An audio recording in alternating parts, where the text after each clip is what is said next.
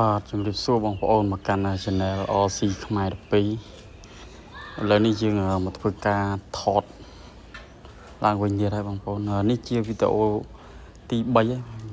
ដែលយើងបានអាប់ក្រេតគុណភាពកាមេរ៉ាបងប្អូននេះជាវីដេអូទី3ដែលអាប់ក្រេតគ្រប់គុណភាពវីដេអូសង្ឃឹមថាបងប្អូនជួយលើកទឹកចិត្តគាំទ្រចុច like និង Subscribe ដើម្បីទទួលបានវីដេអូថ្មីៗរាល់សប្តាហ៍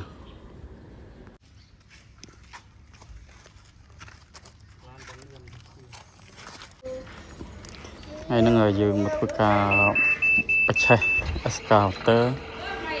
បីកាយដូចសាច់ដាក់នៅក្នុងឡានទៅជាទៅបែបបងប្អូន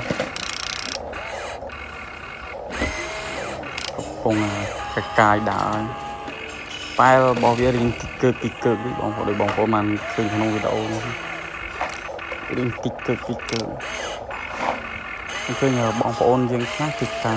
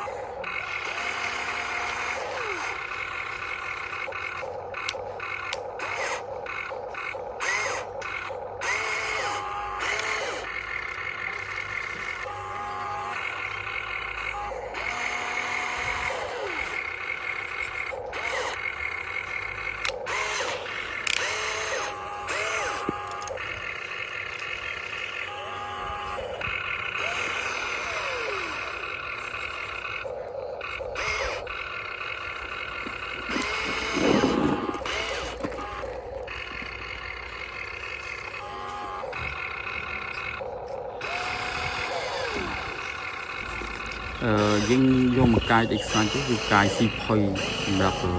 ធ្វើណា1592 SK ទៅរបស់យើងវាគ្មានបញ្ហាទេសម្រាប់ដីស្ងួតឬដីខ្សាច់គឺកាយស៊ីផុយទៅបងប្អូនឃើញនៅក្នុងវីដេអូនេះ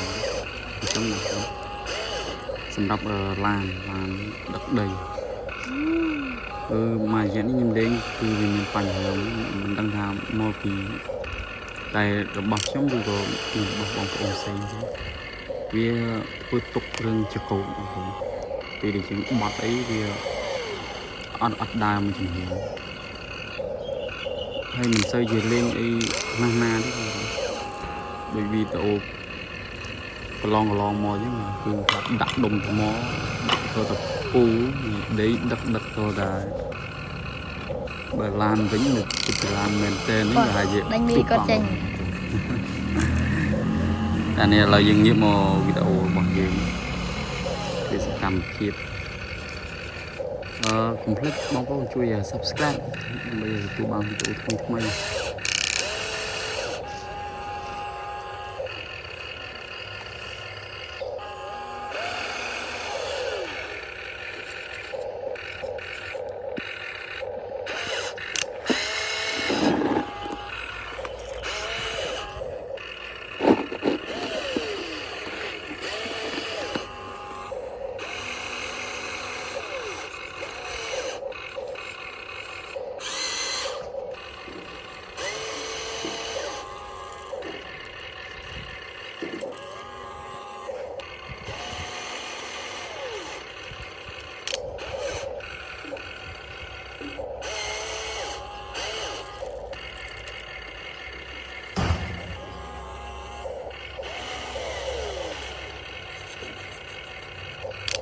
hỏi bông có trên lòng à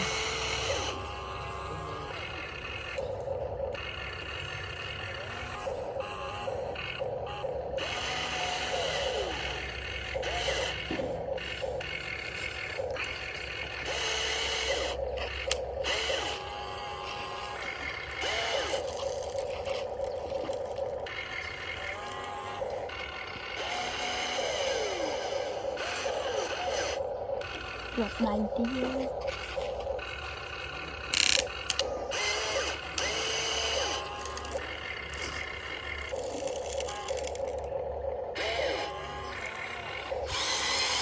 thoát đài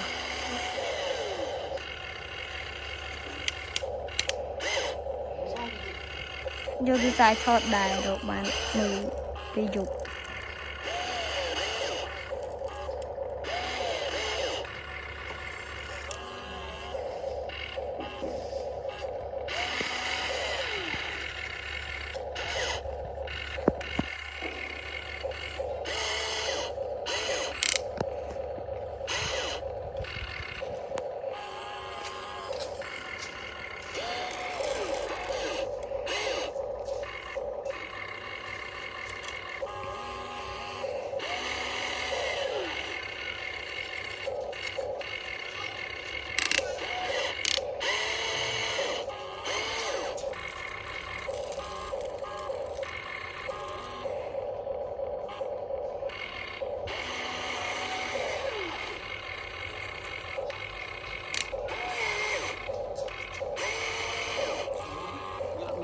tăng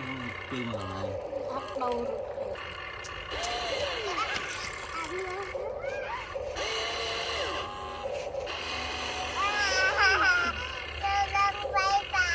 mà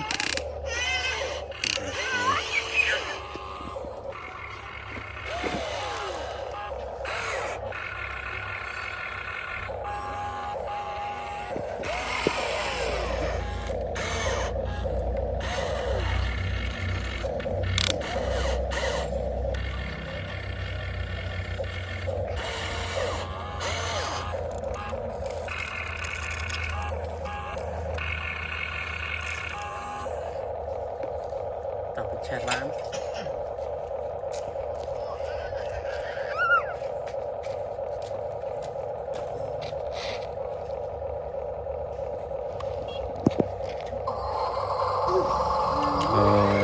lầnนี้យើងការបើកចំណុចឲ្យបងប្អូនដូចខ្ញុំបានបញ្ជាក់នៅក្នុងវីដេអូនេះអញ្ចឹងឡានរបស់ខ្ញុំវាមានបញ្ហាកង់គឺយ៉ាយបត់នេះអត់កើតទេបងប្អូនដូចនៅក្នុងរូបភាពអញ្ចឹងតាមបោះមើលបងប្អូនដាច់ខ្សែឬក៏នៅទីអ្វីទេបងប្អូនឥឡូវនេះយើងការបែកដល់កន្លែងយើងបែកវាងាកបានមួយខាងបែកខាងទៀតគឺអត់ដើរទេបងប្អូនហើយយើងបែកចាស់ហូហូទៅ